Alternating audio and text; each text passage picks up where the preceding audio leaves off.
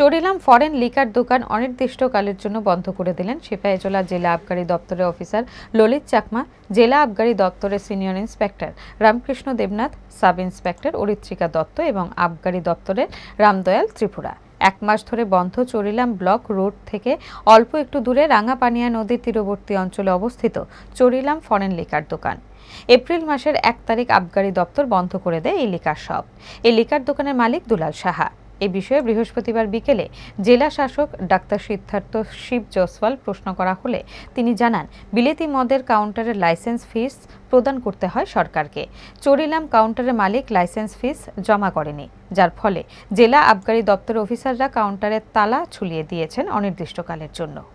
देखिए, इसमें जो भी लिकर शॉप्स होते हैं उनको डिपार्टमेंट को कुछ लाइसेंस फ़ीस देना होता है और अप्रैल मार्च 31 तक सभी फॉरेन लिकर शॉप्स ने लाइसेंस फ़ीस जमा किया है। उसके अनुसार all the foreign liquor shops have been permitted to sell liquor और डिपार्टमेंट की तरफ से 1 अप्रैल से लेके अप्रैल में जून 30 जून 3 महीने का एक्सटेंशन का अप्रूवल आ गया है with the consent of the concern foreign liquor shop owner.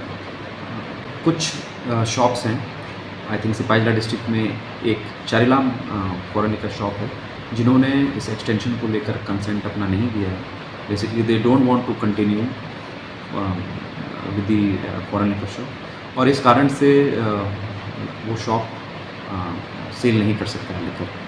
तो ये नॉर्मल प्रोसीजर होता है, आपको पहले लाइसेंस फ़ीस देना होता है, उसके बाद आप